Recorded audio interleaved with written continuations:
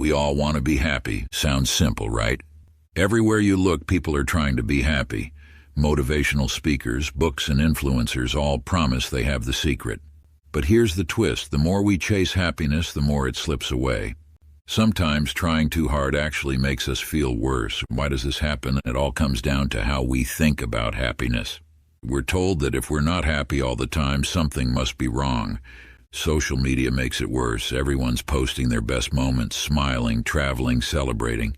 It makes us think that if we're not happy, we're failing. We start believing happiness is something we have to work hard to achieve, like a goal. But here's the catch. We often look for happiness in the wrong places. We think buying things will make us happy. Ads say, buy this and you'll be happy. But let's be real. Material stuff might make us feel good for a while, but it doesn't last. You can't buy real lasting happiness. Another place people look for happiness is relationships. We think finding the perfect person will make us complete. Don't get me wrong, relationships can be amazing. But if we rely on someone else to make us happy, it becomes a problem. True happiness has to come from inside you. Using someone else to cover up your own unhappiness only works for a little while. It'll eventually come back. We also chase happiness through exciting experiences. Traveling and adventures are great, but if we need them to be happy, we'll always feel empty in ordinary life. Real happiness comes from enjoying the small, everyday moments, not just the big, exciting ones. A lot of us also look for happiness in the approval of others. We think being successful, famous, or getting lots of likes on social media will make us feel good. Sure, it feels nice for a bit, but it doesn't last. When the attention fades, we're left with that emptiness again. Chasing other people's approval all the time is exhausting. Why do we do all this? It's because of how we've been raised. We're told that happiness is something outside of us, something we have to find or buy. We think we're not enough as we are, so we look for things outside ourselves to fill that gap. This makes us feel even more incomplete. Cultural differences also affect how we understand happiness. In Western cultures, happiness is often about individual success, achievements, and pleasure. People are taught to focus on themselves and their goals. But in many Eastern cultures, like in Japan or India, happiness is more about balance, harmony, and acceptance. They value community, relationships, and inner peace more than individual success. This shows us that happiness doesn't have to come from things or achievements. It can come from just being at peace. We're also made to think that being busy and successful will make us happy.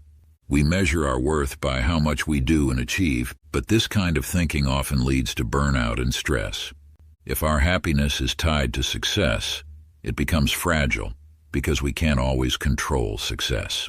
Here's the truth. Happiness isn't something we can feel all the time. It's just one of the many emotions we experience. Life has ups and downs, and we can find more happiness by accepting both the good and the bad. Pain, failure, and sadness aren't our enemies. They teach us important lessons. They help us grow stronger and appreciate the good times when they come.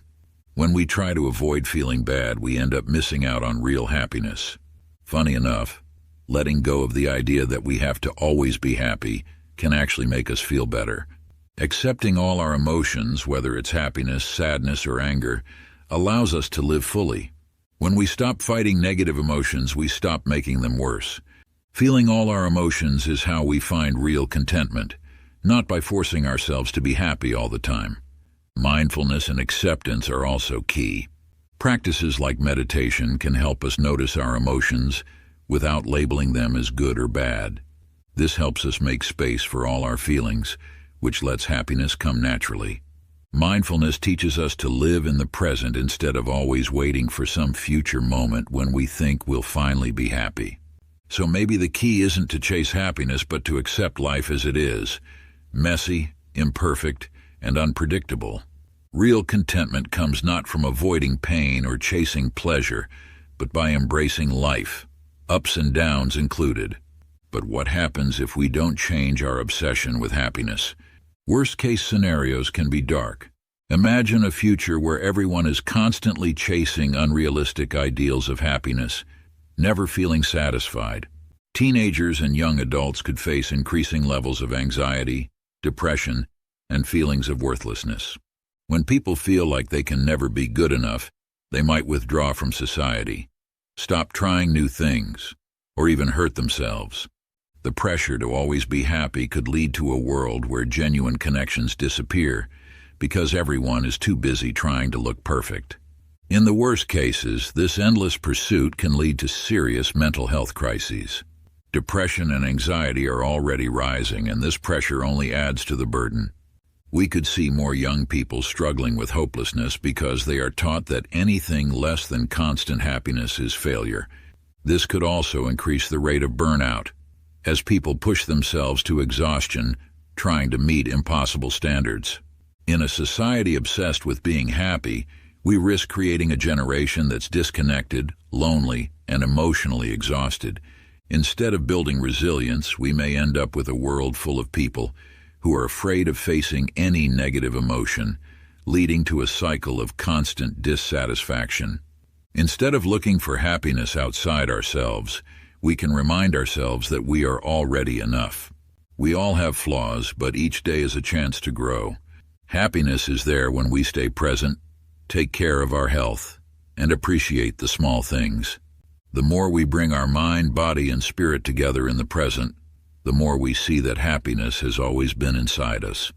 As the philosopher Lao Tzu once said, "If you realize that you have enough, you are truly rich."